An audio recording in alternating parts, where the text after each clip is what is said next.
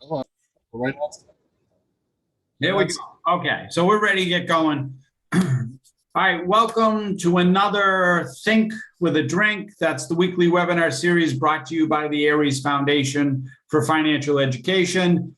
This week's topic, we are talking about non-taxable retirement income, or more importantly, why taxes matter to you when you're planning your retirement income streams and how that all works.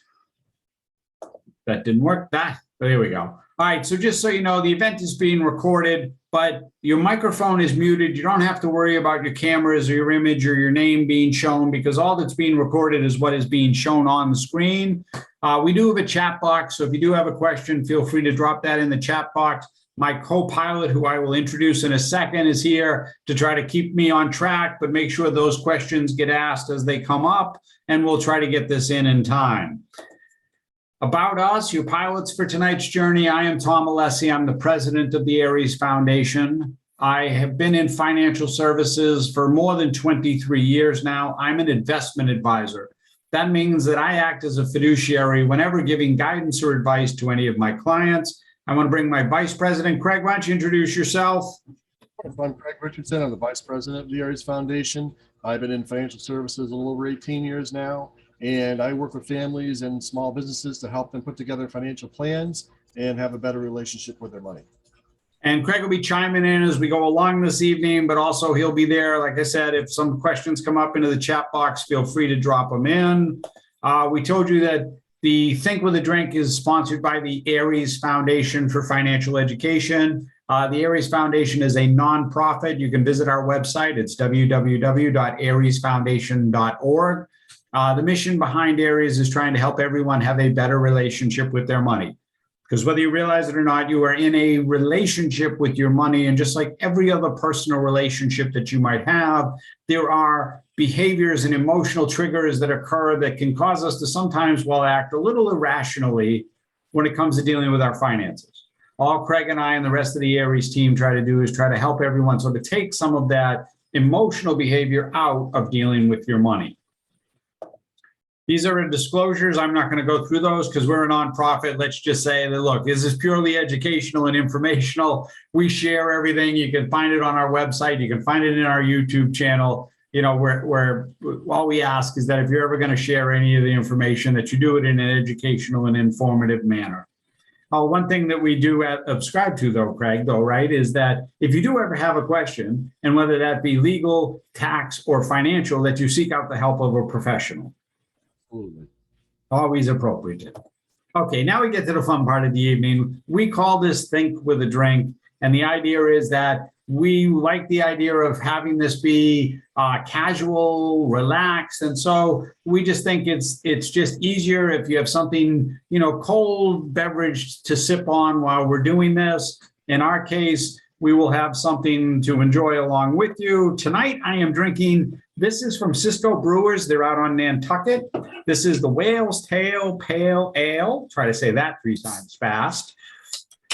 One of the nice things with Cisco, if you ever get to the island, though most of us don't get a chance to go to Nantucket, so they've got a great shop there. But if you're ever in downtown Boston, they actually have a beer garden that's open in downtown Boston now that you can go. It's outdoors. You can go hang out there and partake in Cisco Brewers and the different beers that they have available. What are you drinking, Craig?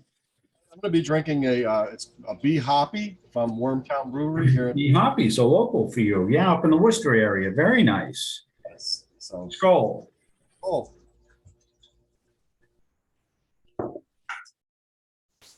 A tasty staple, that is. Okay, the agenda. Well, I don't know why I have this as my agenda. I obviously screwed that up. Ha! There we go. See, always a problem sometimes when that happens. Moving on.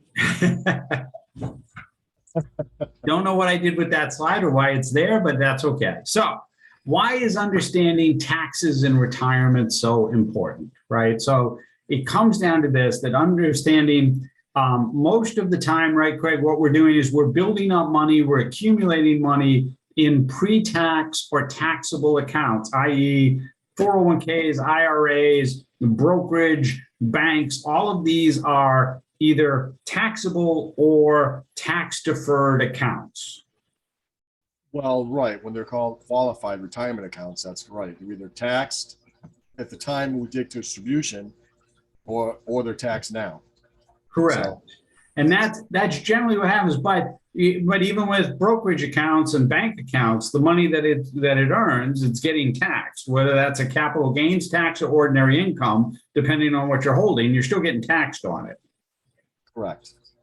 And all of this affects not only how much money you're actually able to take out, and let's face it, all of those tax concerns, you sort of are putting yourself at the whim of whatever the tax table or tax rate is at that particular time when you retire. And there is no way, depending on how far out you're looking with the crystal ball, 5 years, 10 years, 20 years, to know what the tax table is going to be at that time. So it's sort of saying, wait, are there alternatives and things that I can do that I can alleviate some of that concern or some of that discourse to say, I can draw money out of some accounts where I'm not worrying that Uncle Sam's got his hand out or that I'm going to be affecting some other aspects of my retirement income. I think you hit it, Tom. The fact that you don't know going forward what the tax code is going to change to, what things are now going to be, income tax bracket they're going to fall into, how they're going to, what they're going to do with RMDs, required minimum distributions in the future. So the best thing to do is have money in different tax buckets, as you will, pre-tax, post-tax, tax deferred, so that whatever happens when you get to that point where you want to retire, you've got options. You can set that up based on whatever the code happens to be at the time. You're not all painted into a corner. Yeah, absolutely. We'll talk about that. That comes up in a little bit. But right now, the first thing we're going to look at is the impact on Social Security, right? So what happens to Social Security? Well, here's the thing. Social Security benefits, if you earn more, and we can only go by the playing field we're in, right? The sandbox we're in today. So this is the rule as of today. We're in 2022. That if you are a single individual and you make more than $25,000, you are going to pay a tax on your Social Security benefit. 50% of your Social Security benefit will get taxed at whatever your ordinary income tax rate is at that time. If you make more than $34,000, 85% of your Social Security benefit is going to get taxed. And what's ordinary income? Distributions out of retirement plans, right? Pensions, 401ks, IRAs, that's ordinary income. You can see for a married couple, the number is slightly different, but that's a tax that you're going to pay on your Social Security benefit because you're generating income that you need to be living on. So there's the first thing that happens that okay, I get taxed on this. That takes away from some of my Social Security benefit. But then let's pile on top of that and say, wait, now we're going to have surcharges to our Medicare Part B premiums. And these numbers, go ahead. Oh, yeah. So, so here's the way this works. So that ordinary income, whatever that number is that you're generating out of your retirement plans that you're drawing because you need it to live on, that gets, let's think of that as like the first stack in the tower you're building. The next stack that gets put in is whatever the Social Security benefit amount that you got taxed on, that gets added on to it now. That's the second building block on there. Oh, by the way, did you have dividends? Did you have some of that? We're going to put that block on there too. And then let's get one step further for those who happen to have municipal bonds and have been told that municipal bonds are tax-free, which they are. However, the distribution out of a municipal bond counts against your Medicare surcharge premium. That gets added on top of it. And if that block happens to go over $85,000 for a single individual, you're getting a surcharge. As you can see, 85,001, you are now getting a 23% surcharge on your Medicare premium. And guess where Medicare gets paid from, Craig? Social Security, I believe. Social Security, exactly. So I got taxed on my Social Security. Now I might possibly, because of that tax, have a surcharge get added onto my Medicare premium. And suddenly whatever I was thinking I was going to be getting from Social Security has now reduced significantly.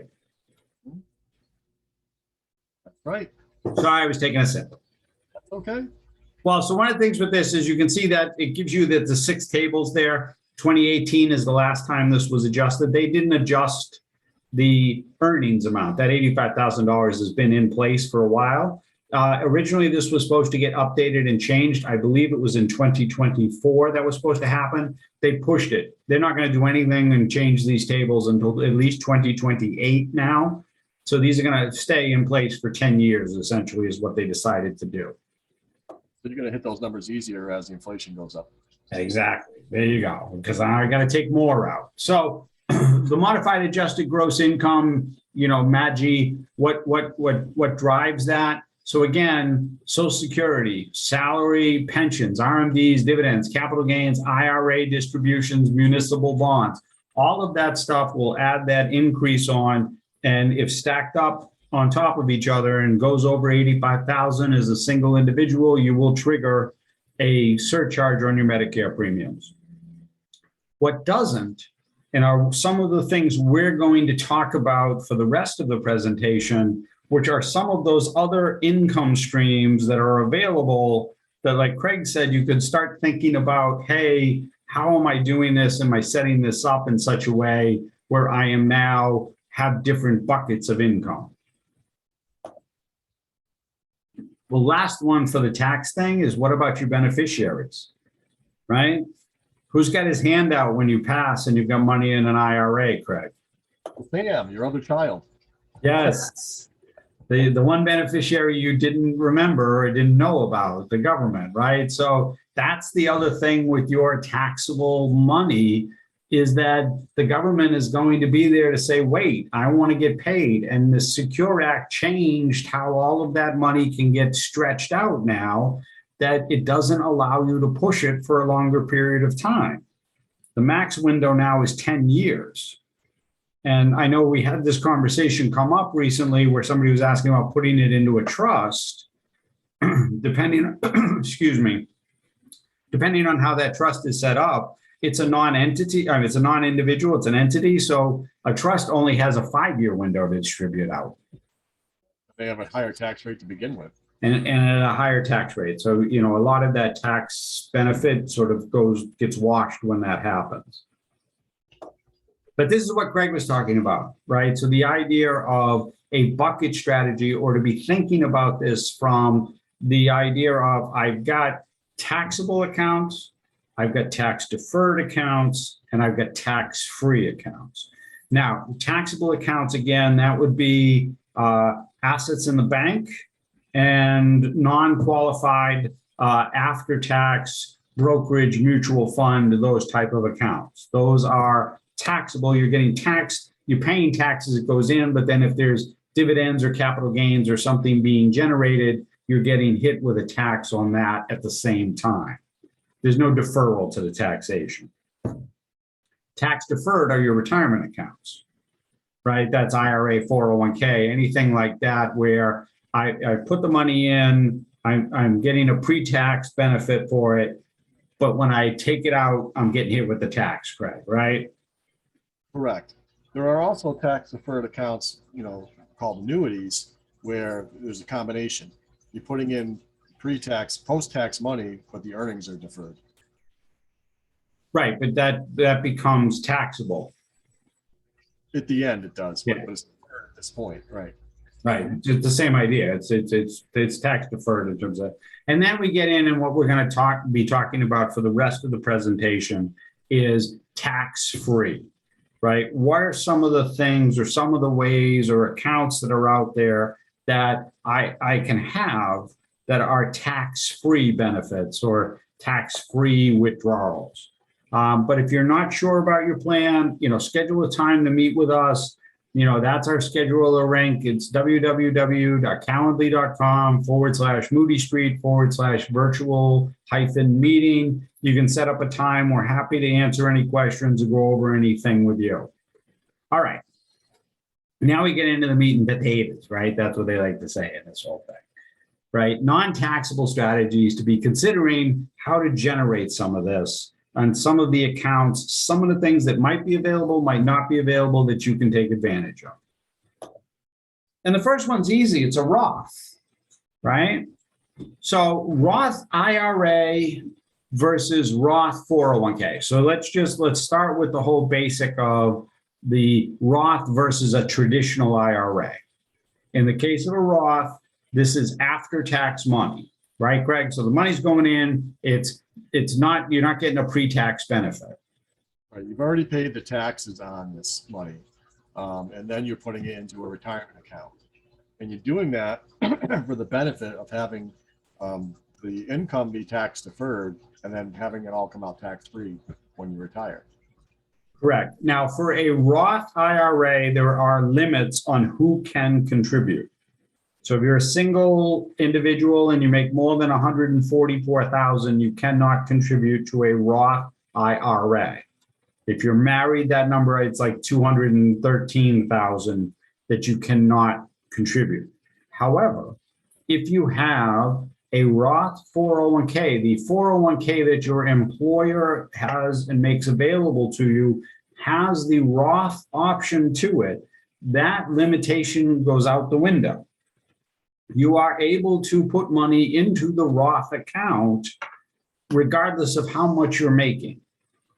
So sort of the thing that Craig and I throw out to everybody out there, if you're in an employer plan and they don't have a Roth component, the question should go back to HR about, hey, can we do something, or maybe next open enrollment, can we make a change to the plan, and can we add this component? Because it's certainly a benefit for everybody to take advantage of, to at least have some portion going into this Roth, because one of the differences when you get to retirement years, besides the tax thing like Craig just mentioned, one of the biggest is that there is no required minimum distribution. In your current situation in an IRA or 401k at age 72, you have to start withdrawing the money whether you want it or not. But in a Roth, Craig, right, you don't have to. Yeah, there is no requirement to pull money out, mostly because they're not going to tax it anyway. So no benefit. They get no benefit. So they're like, leave it in there as long as you want. You're not getting anything from this. What do we care? Right. Yeah, exactly. All right. So the Roth is that's usually the easiest one. The next one, not so easy, or at least not as well understood. And it all depends on whether or not your employer makes it available to you. And that's a health savings account. So this is different because a lot of confusion happens between the HSA and an FSA. An FSA is a flex spending account. The rules on a flex spending account says you put the money in, you have to use almost all of it. There's a small carryover benefit that you can carry to the next year, but it's more of a, hey, I put it in, if I don't use it, I lose it. In the case of a health savings account, an HSA, that is not the case. That money goes in pre-tax. It does not have to be used. It does not have to be used in this calendar year, next calendar year, or 10 calendar years. You can keep building this up. The money grows tax deferred, just like any other retirement account. But here's the thing, when you get to retirement, if you let this money build up and you use it for defined qualified medical expenses, i.e. we're old now, we need stuff, right? We've got co-pays and prescriptions and other things that I got to spend the money on, that can be taken out tax-free. So you're really getting like this triple tax benefit out of it, because I put the money in pre-tax, it grows tax deferred, and I can take it out to pay for medical expenses, and it doesn't count against any of these things. It doesn't count against my Medicare surcharges, my Social Security income, anything. So an HSA, if you have it now, the limitation is that you have to have a plan that allows for HSA contributions to be part of that. So that's one of the things with it. But if you have access to it, we recommend that you take a look at it and see if it might be a fit for you to use it, and have that as one of those income streams later on, right, Craig? Yeah, absolutely. So it's really, employers will offer different plans, and sometimes they'll offer what's called a high deductible plan. When you have the high deductible plan, that's when they offer the HSA, the health savings account. The other nice part it has to be a high deductible plan, actually. Right, but sometimes there'll be other options that are not high deductible plans that won't allow you to do an HSA. You have no choice but to select the high deductible plan if you want to do an HSA. Right. The other thing that's nice now is they're allowing people, once they have $1,000 accumulated, in an HSA to start investing that money. Yeah. Which is kind of nice because now you can get growth on the HSA on the money that's going to be used for medical expenses, tax-free and tax deferred. So, and especially if we're talking about a time horizon of 10, 20 years out, I mean, that's the whole idea there, is to just let it roll. I mean, that's one of the things. It's funny because this is, my wife and I, we have an HSA, we have access to it, we take advantage of it. But it's one of the things I keep telling her: don't use the money in it. Pay for the deductible or the copay. Just out of pocket. Don't use the money in the HSA. We're going to save that for later on when retirement. She keeps wanting to tap into it. Now, is there a contribution limit with HSAs, Tom? Yes. So there is that. I knew you were going to ask me in terms of the 2022 guideline. I'm going to say for a family plan, it's like 7,300. That and some employers will put money in. Some employers will offer as a way, because it is a high deductible plan, the premiums alter, that they will be making a contribution on behalf of the employees as part of that offset. So Craig, this is one you mentioned earlier, right? So that income annuity, right? So why don't you go walk through a little bit about the income annuity, how that works and how the tax ramifications are. Sure. So an income annuity, a lot of people may recognize this as a pension plan, right? That's really income annuity. It's you're putting money in now so you can have an income stream later. That's the basic purpose of an income annuity. The money, though, a lot of times when you're putting it in now, may be either pre-tax or post-tax, depending on the type of income annuity you're going into, right? So if it's a post-tax annuity, you've already paid taxes on the original basis of that annuity, but all the earnings that annuity has are tax deferred until you turn that income stream on. Right, but when I turn the income stream on, it's not all of my growth I'm going to get taxed on, right, immediately. That's correct. What they do is they spread it across all those years, so you're not realizing all the tax in that one particular year. So it's like prorated, right? That's the pro rata, the whole thing with that. Correct. That's correct. So it reduces your tax burden on that dividend portion. It's not all coming out up front. Yeah, right. So you are offsetting some of that and pushing it out in a longer basis out over time. Exactly. Yep. It adds less income to your Social Security and Medicare calculation. Right. Because it's only the part that would be counted as income, which would be that growth component spread out over 20 plus years or whatever the deferral is. Yeah, and the benefit there, once again, Tom, is once you turn on that income stream, it stays on forever, depending on the options that you choose. Right. So, it's why do people like pensions in the past? Because they retire, they get an income every month, and they don't have to think about it. So. Yep. It's just a nice add-on to a retirement plan. Yeah, and it's another one of the streams that are available. Another one, I know we made fun of them, right, in terms of municipal bonds, right? But municipal bonds are tax-free, right? So you can have them be both federal and or state tax-free for purposes of income tax. Now, like we talked about, distributions out of a municipal bond, however, will trigger and can get added on to trigger that accounting to your Medicare surcharge. But as far as your Social Security benefit, no, it wouldn't trigger that because it's a tax-free distribution. Bonds are sold in $1,000 increments. The generally minimum on purchasing a bond is usually a $10,000 note. That's, basically you get 10 bonds with that.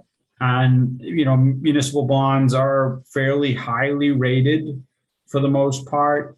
Bonds generally sold anywhere from, usually municipal bonds anywhere from usually 2 or 3 years all the way out to 30-year bonds is what you can find. Now, it depends on the bond, depends on the municipality about the safety of that. A little bit different to a state bond versus, say, the city of Detroit or Flint, Michigan, that's had all sorts of issues and problems that, the rating on that bond might be a little suspect in terms of, but you might get a premium on it. but you could have default occurring. Municipals do have defaults. Puerto Rico was one that had a lot of issues in terms of the municipality with defaulting on their bonds. So it is one of those you have to be careful and wary of it. But in general sense, they are highly rated because they're backed usually by either the state or the local government.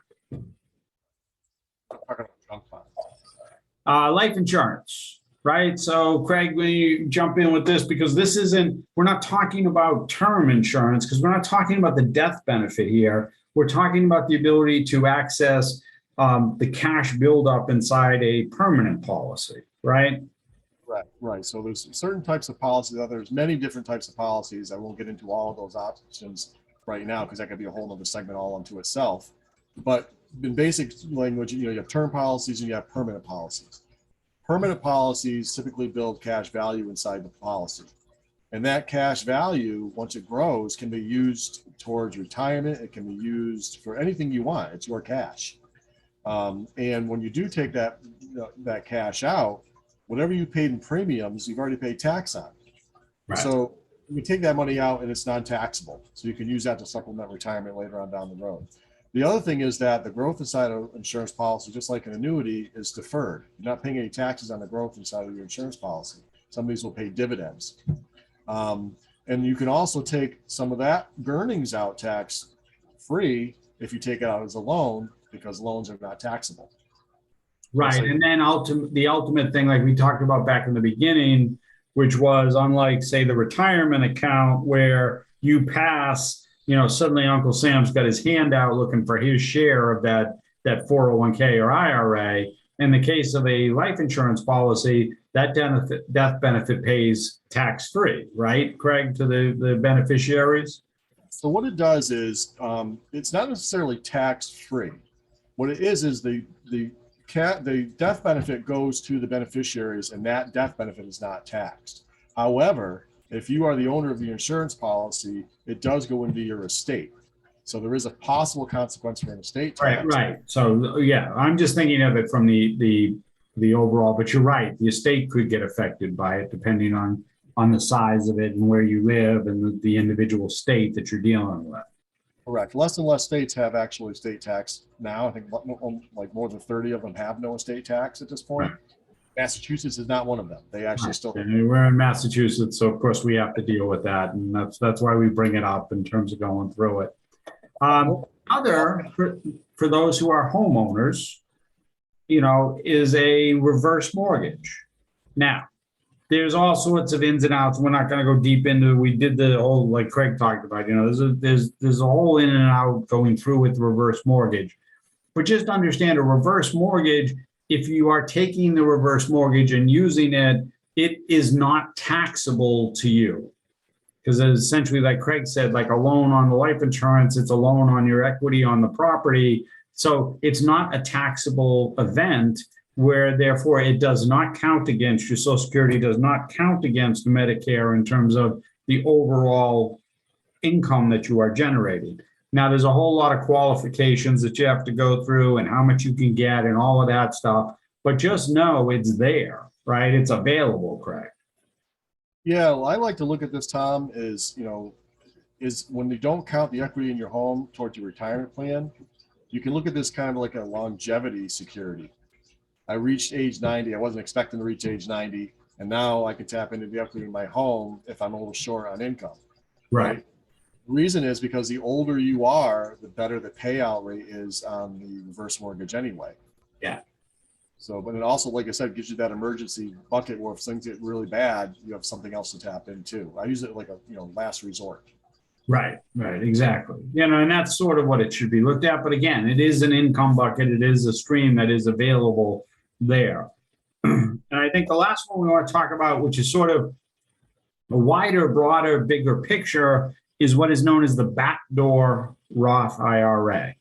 So this one really works for those individuals, high earners, somebody who's maxing out the retirement plan. So if you look on the left-hand side there, it shows you the max salary deferral for this year is $20,500. If I am over age 50, I can add $6,500 additional dollars for a total of $27,000. if my employer is matching 50% on the dollar up to 6%, my employer contributed $4,500 to me, and I've got the ability to actually put away a total of $61,000. I can put in an after-tax, if the plan allows me to do it, $29,500 into an after-tax account in my 401k. And you may be saying, well, it's after tax. Why am I doing that? That doesn't make any sense. Well, the idea is that you then transfer the money and it will convert to a Roth IRA. There's no taxable consequence. There's nothing that happens there. It's just an automatic thing that occurs by transferring that money, the after-tax money, out of the 401k into a Roth. You've now put this money where it will grow tax-free. As we talked about, no taxes due, no anything on it until the end of time. Now, we say that, and the government realized, wait, that's something that we don't want to have happen. What should we do about this? So you heard a lot of it towards the end of last year where they were really trying to shut this down, and they're still kicking it around right now, trying to close the loophole here on this. So this is something that by this time, the end of the year, this time next year, may no longer be around, because they're trying to close this window very, very quickly, as this is a loophole. But for somebody who's a high earner, who's maxing out their retirement plan, and the plan allows after-tax contributions, you are creating this opportunity for a mega, as they call it, backdoor Roth. You couldn't typically get into a Roth. So this is the only way you could actually get into a Roth account. Correct. Right, but also because you're maxing out on your deferral. You're maxed out your deferral, you wouldn't be able to put additional money into it, even if you could qualify for a traditional or Roth IRA, you've maxed your deferral out. So you don't have any way to do that. So it's an opportunity. It's something that's there, but this is what they're trying. This is the way that works. Whenever anybody says, hey, a backdoor Roth, this is what they're talking about with the backdoor Roth. It's using after-tax contributions to a 401k and then transferring them over to a Roth IRA. You got to remember that this max deferral of $61,000, only $27,000 of it's going to be deductible on your taxes. Correct. Right. So you say there is no tax consequence, but that is. If you thought you were going to get a $61,000 deduction, that's not what's going to happen. No, you're putting $29,500 in after-tax dollars. Actually, it's if you add, because the employer is part of that match. Right. So the employer made a contribution. It's $61,000 total. Your money, their money, the whole bit, however it adds up, whatever they give you, you just deduct it from there. The example was just trying to show you 61,000 is the magic number. What can you put in once all the other stuff has been done? Yep. All right. So that was all of the different strategies and different things you can do. Part of what we do at Aries, as Craig had sort of mentioned in the beginning, was we're trying to help everybody sort of get a clear vision of that road ahead, because we know what happens. There are potholes and roadblocks and all sorts of stuff that cause us to sort of sway or take a different turn than we thought we were going to be on, and suddenly we're on a different path than we had originally started on. And all we try to do here at Aries is help everybody have a clearer, better vision of the road ahead. And one of the ways we do that is through what we call our roadmap to financial awesomeness. This is just a visual of where you're at as an individual. What does your overall financial picture look like, and how are you getting to where you need to get to? If you're interested, we offer this to everybody. You can just type yes into the chat box, shoot us an email. We're always happy to have a conversation, see how we can help you out with this. That's Craig and I in our more formal attire. Yes, those are I just had a whole conversation with somebody about the TB12 jerseys, and they were like, well, what are you doing with that? And I'm like, well, he's still playing now, so we're keeping him. That's the way it goes. So keeping the Think with a Drink theme going, what's on tap for us? Next week, we're going to do what to do with a tax refund. It's tax filing time. We're getting near the deadline, right? So what to do with your tax refund? maybe Craig, we do this as like a good and bad thing, it's good things and bad things to do, and sort of what you see and what have we run into with people doing with their tax refunds. On 421, we have a special one. We have special guests coming from the Perkins School for the Blind. They have an employer toolkit that they make available. So for anybody who knows people who are either business owners or in HR or personnel, extend the invite to them, because this is all about how to help employers be more inclusive and to have a diversified workplace. And then if you ever have questions, you can always go to the website, again, www.ariesfoundation.org, or you can email us at info@ariesfoundation.org. Craig, any questions in the chat box? At this point. Okay, so I'm going to say thanks, everyone. Have a wonderful rest of the evening. I am going to start.